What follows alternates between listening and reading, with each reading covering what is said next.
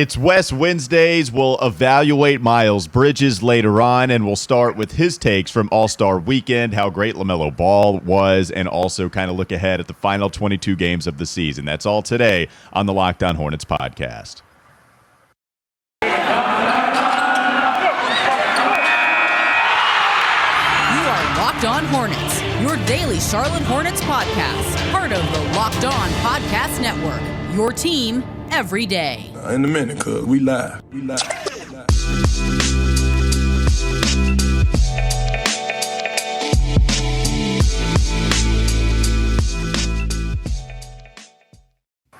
It's Locked On Hornets, part of the Locked On Podcast Network. Appreciate you hopping on with us just as you do every single day. We're free and available on all platforms, so make sure you check us out. Spotify, Apple, wherever you get your podcasts, and YouTube. You can check us out there as well. Wes Wednesdays, follow him on Twitter, the gram, at WesGotRange. Wes, appreciate you hopping on, man. You doing all right?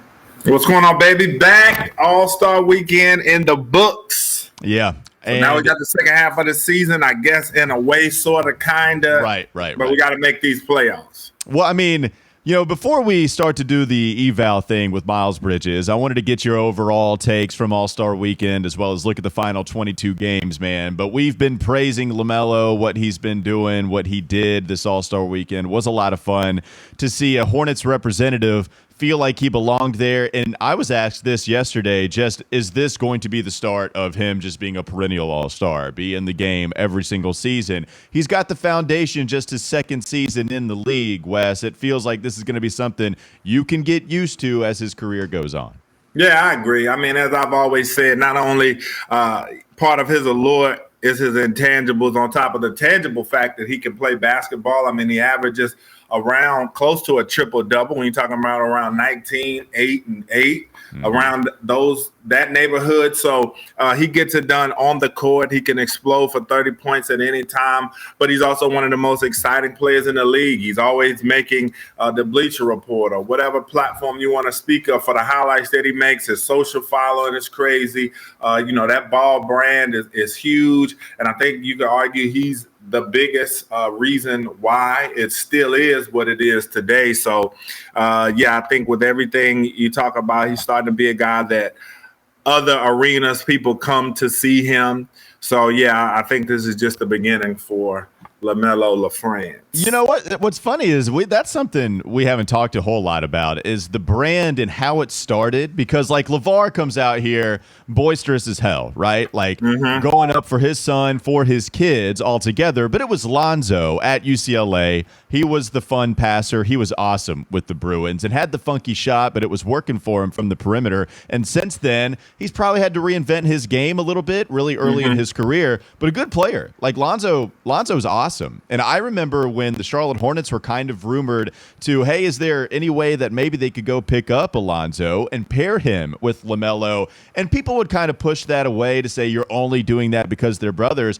But like they'd be a really good fit. Lonzo can shoot. Lonzo's a really good defender. It didn't happen. He signed a contract with Chicago. Everybody praised it. Lonzo has been good this year. I haven't checked up on his numbers recently, but he's been good for them from last time I checked as well, and Chicago's good overall. But it's funny you say, like, LaMelo is the biggest reason that it's still alive and still certainly, I don't know if it's thriving, but like LaMelo is. Like LaMelo's thriving. And it's funny to see how it kind of started to the point where we're just hearing about LaMelo as a freshman, in high school, going for like the 90 points where he's cherry picking and putting the layups in. And we're like, all right, we'll see what this kid can do down the line. Turns out he can do a lot. So it's kind of funny to see how the Ball brand has gone from Lonzo. LiAngelo wasn't anything that got drafted high in the NBA, and not a lot of people know about him, certainly compared to Alonzo or LaMelo. And now here we are with Melo making the All-Star game just his second season in. Yeah, I mean, I was a fan. I watched Ball in the Family on Facebook faithfully. Right. I watched it all the time. But, that was part of building up what they became. I mean, he was the young, wild, immature baby of the house. And so, he always brought the big moments on the show, and that just kind of kept building. But I always say, LeVar, people always knock him for what he did, but I always knew I could see between the lines that he went to the Floyd Mayweather School of Promotion. He knew the things that he was saying was going to make waves. And I think, honestly, he probably believes anything that he says.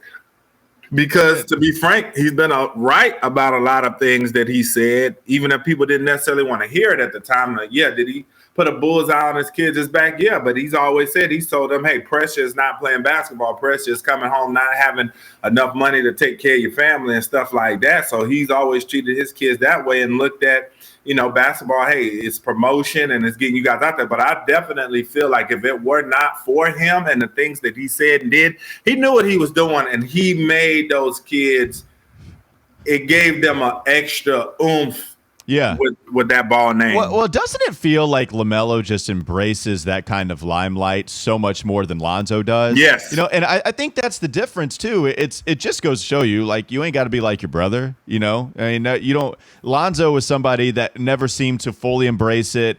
It's not like LaMelo says a lot when he's interviewed, but Lonzo, he don't really want to talk like that. And, Lonzo isn't wearing the neon suit. There's not articles written about him. He did rap, though. He put out the rap. Sure. He put out some rap tracks. Yeah, there you go. And we'll get to some rap tracks from athletes here in just a moment. We're going to evaluate Miles Bridges, so we're going to talk about that here in just the next couple of segments. And you're right. Like, Lonzo will put some of that stuff out. It's not like he's hiding under a rock by any means, completely afraid of all of it.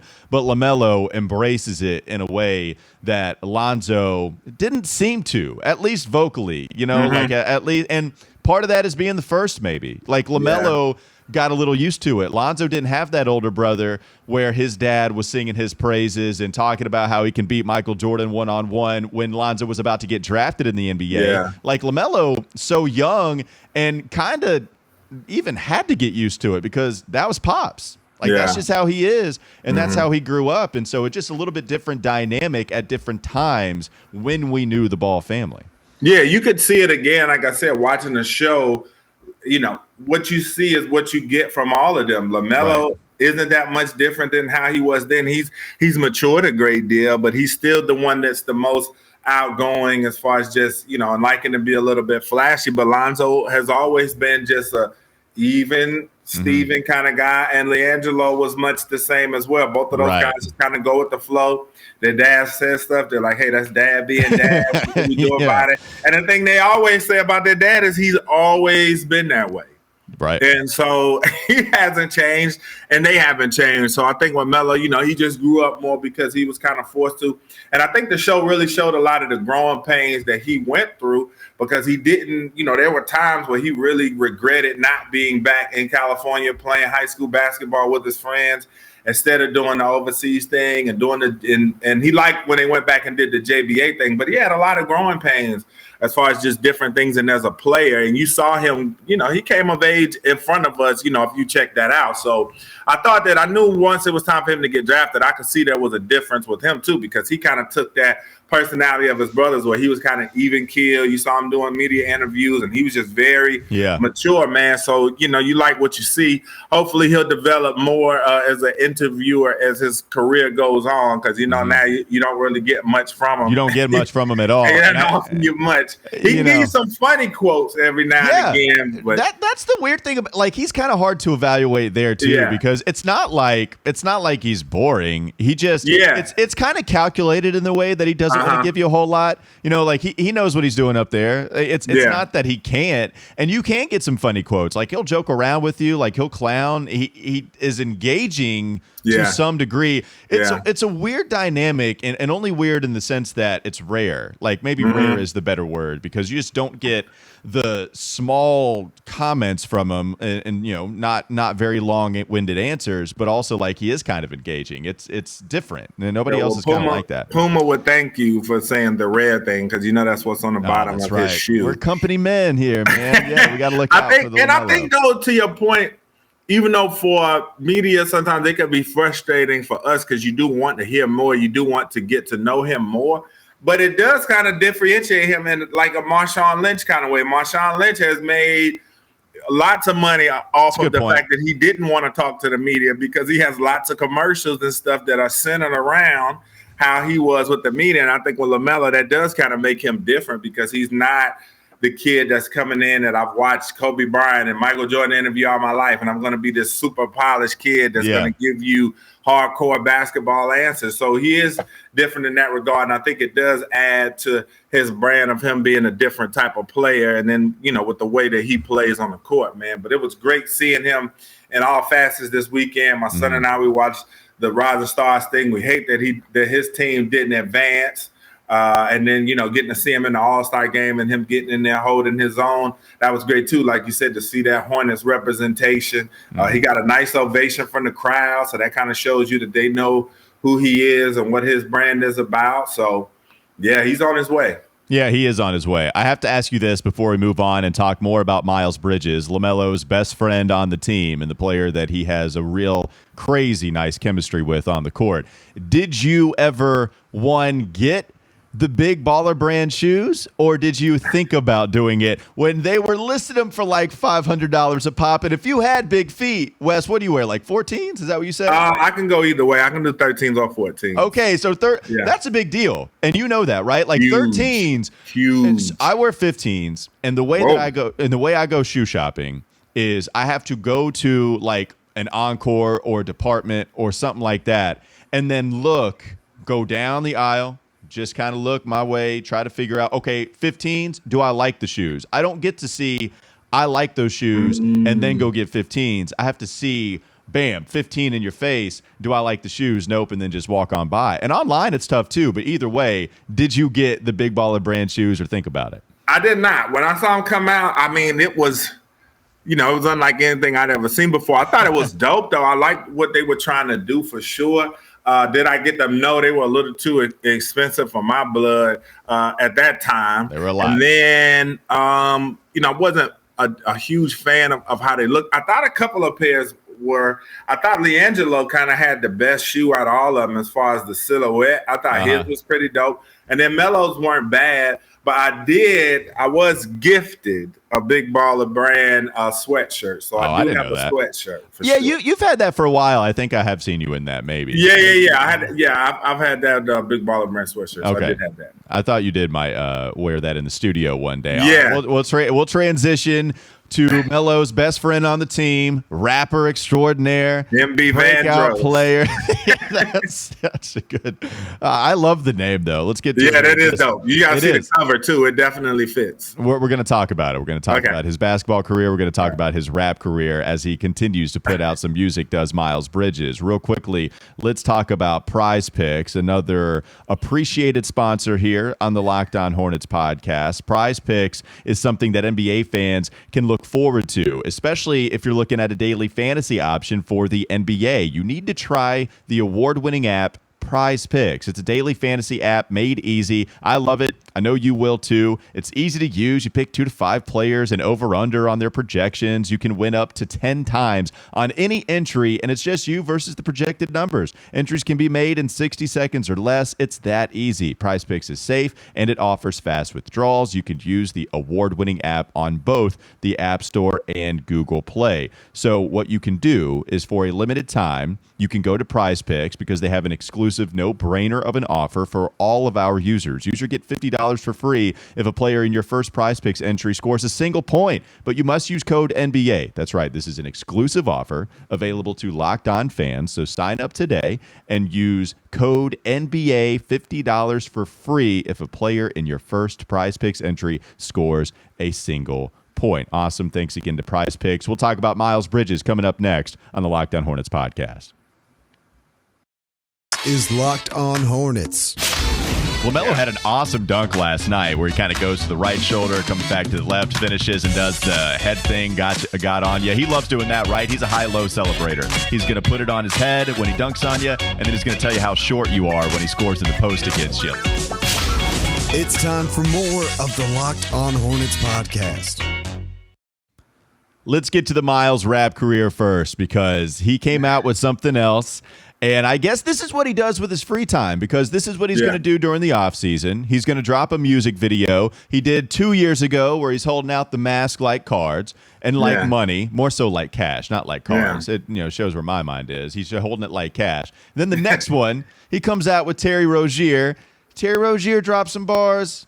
we ain't really got to talk about T Rose verse on there. I don't want to do him like that. So we're going to talk about something else. And then we'll talk about Miles, who dropped something else. I haven't heard it though. Like, so I guess this All-Star weekend, he dropped it and was working on another project. You've listened to it, right? Like, can you? I sampled it. Okay. I sampled it. I saw on his Twitter that he was like, my tape dropping in a couple of minutes. Give me a couple of minutes. And I was like, okay. And then I saw, because I just happened to be scrolling through Twitter. I was not actively looking for the Miles Bridges album. I did not know it was even coming out. Yeah. So then he put the link up. And so I clicked on the link. And then I saw, Apple Music. I have Spotify. I pay for Spotify, but I saw, Apple Music. You can sample each track. So I'm going through and I'm sampling it. And it's super Detroit. Like it definitely has that Michigan sound and a lot of the Michigan raps. Because I listened to a couple of guys from up there like Payroll, Giovanni. And then I know about T Grizzly and those guys, but I'm not that into them. But I know that sound. And so it definitely has that sound that they have. But it just the content for me, it was just a bit much for a guy like Miles Bridges. It's hard to believe some of the things that he was talking about. Because he's talking about some real stuff out here. And that's the funny part, because people, like, there are some people that will hate on rap music because it's not authentic. Like, you're not out here in the streets doing the things you're talking about. And so they oftentimes take flack for that. It's why Rick Ross takes so much flack for talking about what he talks about. And in reality, that wasn't what he was about at the time. And so, like, for me, I don't know how true you got to be to it, because you are putting out some music, and eventually I just want to hear some good stuff. I don't necessarily care too much what it is about. But it's funny because Miles is an NBA athlete. Right. And when he drops some of this stuff, it's like, dude, you're definitely not doing any of this. Like, because where does that line fall? Like, on authenticity? Because it's so far on the realm. Like, if you come out and you're a rap, like you said, a Ross. Okay, so you can live in the gray area because nobody really, really knows if what you're saying is true like that. Like, if nobody really comes out and disses you, or nobody from your city comes out and say, hey, he wasn't this, he wasn't that. But when you're an NBA player and you're making 8 figures, I mean, it's like, it's really hard to buy that when you have a lifestyle. And if you are doing that, then that's even worse, because you're like, come on, bro, like, the goal of what you're doing was to get you out of poverty, keep your family out of poverty. You're doing that on an extreme scale. We know what's coming up for him this summer. I mean, he's going to be, you talking generational wealth. He already has that, but it's going to be, he's going to multiply that already. And he's still going to be talking about some of this stuff. You go listen to it. Go. Because like, I like Shaq a lot. Dude, Shaq can rap a little bit. Shaq was nasty. I will put Can't Stop the Rain on right now. Oh, my goodness. Yeah, and see, the thing was, in the 90s, when you had guys who rapped, the 90s was, you had tough guys, and I think more of them were authentic because there were lanes for everybody. But the 90s, you really had to have skills to rap. Like, you couldn't just get up there like now today, where I make a song, I put it on YouTube, I get 600,000 views, and I'm all of a sudden a rap star from yesterday. In the 90s, you had to rap to get on. So Shaq was getting in like Lillard, you know what I'm saying? Like, Lillard can go. Is he the best we've ever heard? Because that's what I'm saying. Lillard's nice. Yeah. He got a nice flow. And Lillard talks about, and I mean, you can get a little tough. Nobody's saying you're a punk, but it's like, rap about what you do. Like, that'll be more respectable to me, when you rap about your lifestyle. If you want to talk about, living the NBA life and where you came from. Now, if you want to put it in the context of where I came from, this is what I saw, and this is where I'm at now, and this is what my friends did, and this is what they. Okay, that's cool, but you can't get on songs talking about you doing this and that. I don't know, man. Like, the thing is, I hear what you're saying, and it is hilarious because it is a line where you are talking about Miles, a dude that's on TV. We talk openly about how much money he's going to get. Like, that's when we talk about athletes, we know exactly to a T, like, their details to the contract. Now, I guess we don't know everything about the endorsement deals and whatever, but we openly talk about how much they're going to make this year from their NBA money. And so when you know how much to a T they're making, and then they're still talking about, I don't know, living in the street, whatever, what it be, killing people, whatever. Like, like, I haven't heard it, by the way. I haven't. Heard it. But what I'm saying is, like, it also can just be art too, where, like, movies, when there's an actor in there. And Right. it's not Right. like, you know, are you just putting out a product? Are you just putting out a song? And so I get it though. But we also know that this era of rap, and back then it still happened too. People got run down on, but this era of rap is the deadliest era of rap ever. Guys are really doing what they rap about because, like I said, it's easier access in the 90s. Not to turn this into a rap podcast. Well, I mean, I'm trying. This is something I'm more interested in. Like, you know, I got yeah, but like notes ready, like, but yeah, it's like in the 90s. You know what I'm saying? You had to work to be a rapper, and if your guys were doing stuff, they weren't going to let you get involved with what they were doing because you were working too hard. It was too hard to get a deal. Well, it was hard to get a deal. That's true, but also, like, man, I wonder. You say it's like the deadliest form, man. Also, you know, when you got Snoop and Dr. Dre coming out with Deep Cover, like, you know, it was. But I'm just saying, as far as how hard it was to get a deal. Like if you were a rapper, you had to dedicate yourself to being a rapper or you wouldn't make it. You couldn't be one foot in, one foot out. Now, these guys, you can be banging in the streets one day. Your man's got a little bit of equipment in his room. You go in there and make a song. You put it out on SoundCloud. You get 1 million listens. All of a sudden, you a rap star. So I'm still doing, I was just selling this yesterday. Now I'm rapping today, whereas back in the day, you had to really commit yourself to the craft. I would say the counter argument to that, though, is that the market is so saturated now. Yeah. Like because of that, so now maybe that's true. You're also trying to get ears to come to your music because it wasn't saturated. And I say all that to say that how easy it is to become that now. That's why so many of these young rappers, it's somebody dying almost every week because these guys are still literally doing what they were doing before and just became a rap star last night.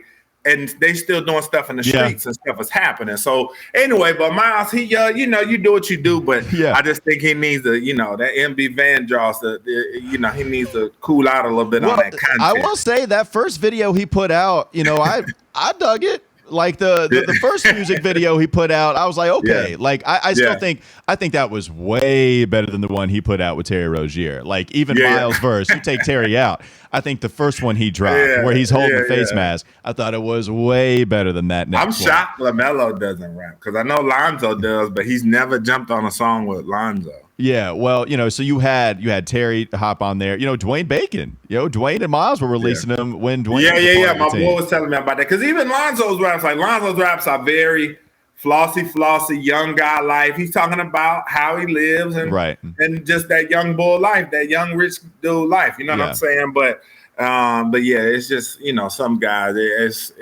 And the thing is, people can say, well, you don't know if he does this stuff for real. I would really, really hope that Miles is not living the type of life that he's saying on that. Because I'm like, Miles, brother, you got it all jacked up if that's the case, if that's how he's living for real. I mean, look, again, like I have not heard this. I have only gone off what you were telling me. You got to check it out after that and text me or once you check it out, then next week on the pod, we'll get a quick blurb to follow up on your take of the MB. Oh man, is my next question though, because we got to go to break and then we'll talk a little more about Miles. But is Damian Lillard the best you've ever heard? Because I think he's the most skilled NBA rapper I've ever heard. I think from a technical standpoint, yes, he's got the best flow that I've heard. But as far as making the best music, man, I still got to go Shaq Daddy, man. Well, Shaq. But my question to you, like I know he's got some other songs. AI was ill too. So I never listened to AI like that. AI was ill. I like AI. I don't have as many songs that I've listened to from Allen Iverson. But again, like I said, man, Can't Stop the Rain. You have to wonder how much of that do you give credit to Biggie being on a track? Like, do you instantly just get shot up 1 million levels up because you have one of the greatest of all time? Yeah. Or but Shaq did it too on that track. Yeah, but see, that's the thing.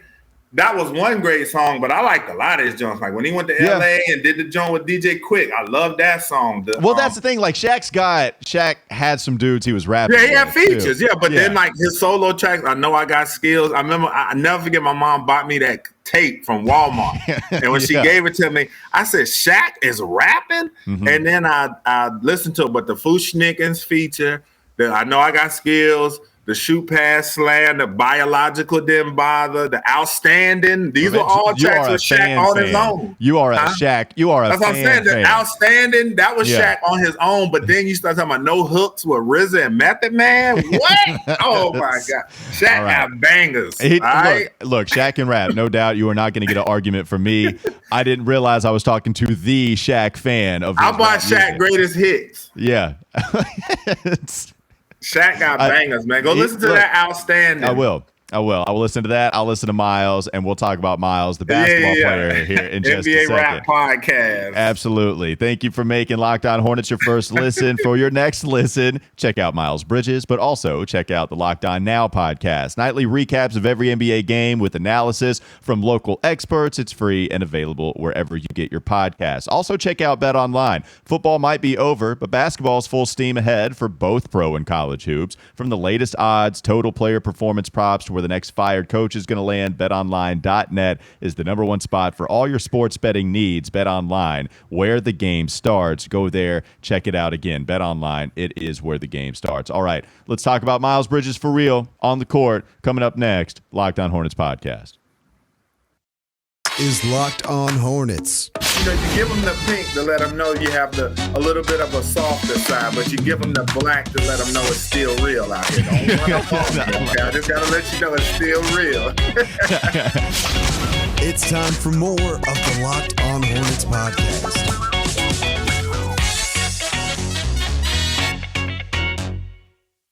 I don't know if people are going to get mad at us for talking all that rap stuff in the second segment, or if they're going to love it. It's not going to be a middle. People enjoy it. I think so. We'll see. We'll see what kind of comments we get. All right, let's talk about the basketball player. Just evaluating what he's done leading up to the last 22 games, and then we can try to talk about what we want to see from him down the stretch. Yeah. It's interesting to watch Miles' career because it's kind of fascinating for it to be, a young 4-year career. I had the infamous Locked On Hornets meltdown when they traded Shai Gilgeous-Alexander. I loved him, wanted him badly, and for the first 2 years, there was no denying that SGA was a better player. The dude is still extremely tight, had a really tough, start to the season, whatever. Last year, where I thought Miles was decent his rookie season, I thought he had a really disappointing sophomore campaign. It was pretty rough for him. And then last year, they take a lot of responsibility off of his plate, said, all right, we tried to do too much with him his sophomore campaign. We're going to take a lot of responsibility off of his plate. His usage percentage goes down 3 percentage points. He's shooting 40% from three. His effective field goal percentage and his true shooting was like 62. The dude was crazy efficient, and it's because he's hitting his shots that he's getting set up on. He's going in the paint, high flying, still being exciting, and we saw him step up huge in the absence of Gordon Hayward and some of these stars that were out for a little bit of the season last year. And it was like, okay, Miles has a real shot to break out even further next year. And that's exactly what he did. Right from the rip, we're talking Miles Bridges, MIP. He starts shooting blazes. In the month of February, or in the beginning of the season, that first month, he's shooting like 38% from three, still finishing at a high level at the rim and getting to the free throw line more. The shot's not there this year. He just hasn't hit. The volume's up. That needs to go up. And if he does that, that guy's going to be a bona fide all-star, and he's going to be one of the better players in the game. Like, when I say that, like, just going to get constant attention to be an all-star weekend. It's all about the three-point shot for him. Can you get to 35, 36 on that volume, like 5 a game? Game over. Like, you can't stop him at that point. But the good things we've seen from him this year, his usage percentage has gone up way more, 5 percentage points compared to last year. He's handling the rock a lot better. His assist percentage has gone way up, and his turnover percentage has gone down, Wes. Like, if the volume of him having the basketball in his hands has gone way up, you would expect naturally that he's going to turn the ball over a little more. That's cool. Like, we'll live with that. But it's gone down. Like, the guy is taking care of the basketball, facilitating at a higher level, getting to the free throw line 4 times a game. The most before that was twice a game his sophomore year. Like, everything else has come along so strong offensively, except for shooting the basketball. And when he starts knocking that shot down again, it's game over, man. Yeah. Like it's Vince Carter at the 2000 dunk contest. Done. Like you can't stop him. And that's what I'm excited to see hopefully develop down the stretch this year. Yeah, for sure. I think he is really MIP Vandross, most improved player. That's so good. You know what I'm saying? He's been great this year because when they drafted him, much like you, I was like, well, I'm not sure because I wasn't sure offensively how much depth he had in his game. I thought he was kind of a bruiser, drive to the basket, get dunks and things like that.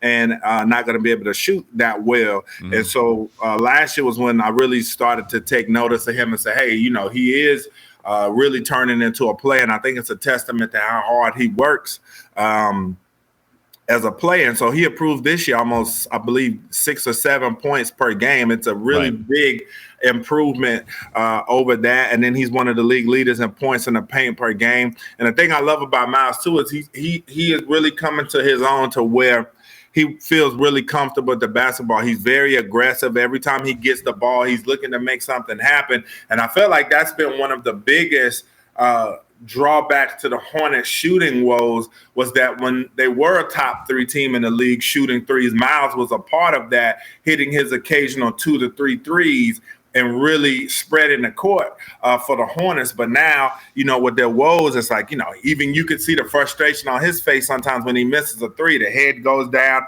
Yeah, when he makes it really does. Like, God, right it's about that. Yeah, when he makes threes, he's like, man, it's about time. You know what I'm saying? So he was starting to get frustrated with it as this team has with their shooting. But Miles, as I said, I feel like he is very much the heart and soul of this team. And I know it's a very used phrase, but he's a guy that, when things get tough out there, he's driving to the bucket. He's going up, drawing fouls. He's trying to do whatever he can for this team. You see the rage come out when he gets those dunks and he's yelling and he just really tries to get his teammates. Not to mention defensively, he's good with the help cleaning up, getting those blocks off the glass. We've seen him do that a few times this year, going up, getting big blocks, making hustle plays down there, saving balls. So yeah, man, Miles is a guy I can never complain about what he brings to this team on the court because he leaves it all out there. You talking about one of your best players that he's going to die for a loose ball. He's going to put his body on the line and do whatever is needed for this team. The game's over. He looks like he's just absolutely spent because he just, put everything out there on the court. So I think that the only thing for him in the second half, I think, just keep shooting those open shots. He gets some good looks. Now, sometimes he gets a little – when he goes off the dribble and shoots those threes, sometimes I feel like that's not maybe the best shot for him. Oh, yeah. But when he gets those good looks from Melo and the crew when they're working the ball around and he gets an open 3, keep shooting and keep taking it. But other than that, that's why I thought the addition of Harrell was so big because Miles was really our best paint scorer until recently, what LaMelo's been doing, scoring in the paint. But the thing about Miles is he doesn't operate from the paint. He gets the ball on the elbows or top of the key or something like that. He's dribbling and driving to the basket, and that's how he's getting his. He's really earning it the hard way and not a guy that's going to come set up on the block. So I think for him in the second half, I think it will help him too just to get a little bit of a back-to-the-basket game because he is so strong and physical.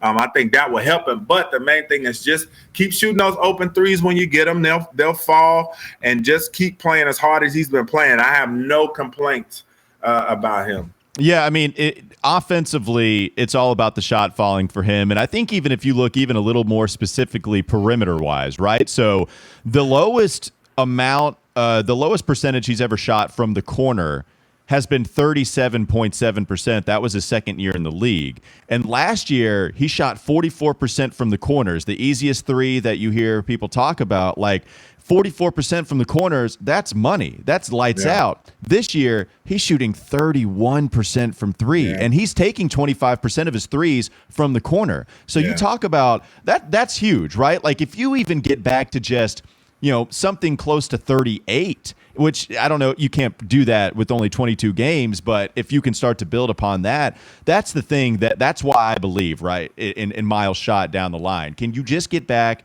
to a good corner 3-point shooting percentage with the amount that you take, the volume that you take them, that's going to help him. But you mentioned finishing at the basket. Dude's got 29 and ones this year. A lot of that has to do with him driving, being aggressive, trying to draw the foul, and just finishing at such a high level. That dude has made ridiculous shots at the rim, and so that's what's been so good with him offensively. It's been insane. When we go defensively, man, like, I start to have a few more problems, you know, because it's not for a lack of effort. Miles plays as hard as anybody on the court, and that's no doubt. It's just the attention to detail when it comes to rotating. Like, you know, I think the last 2 games are kind of huge examples as to some of the problems that he had. In overtime against Minnesota, Anthony Edwards beats him backdoor. That's the first play of the game, or first play of overtime. Done. You know, in Miami, he lets, I think, was it PJ Tucker that beat him backdoor? Somebody beat him backdoor late, but also he just forgets where Bam Adebayo is on the floor when that's his responsibility. And it's just him, I think, trying to process where to be at that right time, just kind of, you know, falling asleep, kind of lapsing, but it's not for lack of effort. Like, that's what needs to fix itself too on the defensive end, because he will come and swat it away. Like, when he recognizes it and you're going to shoot at the rim, he's a good rim protector out there, along with PJ, who have been pretty good on the floor together at the same time this year. But that's some of the problems that I have with Miles defensively, man. And so we'll see if that fixes itself too. Yeah. And so, like you said, I think too with Miles on defense, I think that he is trying to overcompensate sometimes too, for sometimes if a guy gets beat, or if he feels like a guy's about to get beat, and maybe anticipate something that might not be there. But like you said, he does make some splash plays on defense, but as far as just solid fundamentally, there are some things that need to be worked on there. But it's just as far as just improving as a player, I mean, he's the definition of what you want from a draft pick. And when you're running a program, this is what you want from a guy that comes in and, you know, he just steadily works his way into being a star player. With Miles, I'm so interested to see how he'll finish the season after the break, regroup and get with the coaches, seeing where he can be better, what he can do to help this team down the stretch, because it's going to be all hands on deck effort for us to get to the playoffs. Yeah, love Miles Bridges. You know, love what he's done to work on his game everywhere this year. Crazy hard worker. The kind of dude you want on your team. I'm a believer, man. I didn't used to be, you know, like that's, but he's made you become a believer the last 2 years. Last year for sure when he broke out, and then even this year, higher volume, taking that in stride. Love what you're getting from Miles Bridges. And he's going to get paid, and I hope it's by the Hornets, and it should be, right? Restricted free agency. At least you'll have the inside track to keep him on this Hornet squad, along with his best friend LaMelo. Wes, we appreciate it, man. Wes Wednesdays, go check him out. Social media at Westcott Range, covering ACC basketball too, doing a lot of Hornet stuff, obviously. Check him out at the Spectrum Center, making that place live. Lots of fun with Wes in the building, so we appreciate you hopping on once again, man. All right, man. Appreciate it. I'll see you guys next week. All right, absolutely. Thanks for making Locked On Hornets your first listen every day. Now make your second listen Locked On Bets. It's your daily one-stop shop for all your gambling needs. Locked On Bets, hosted by your boy Q, with expert analysis and insight from Lee Sterling. It's free and available on all platforms. Thanks again for hopping on. We'll talk to you tomorrow.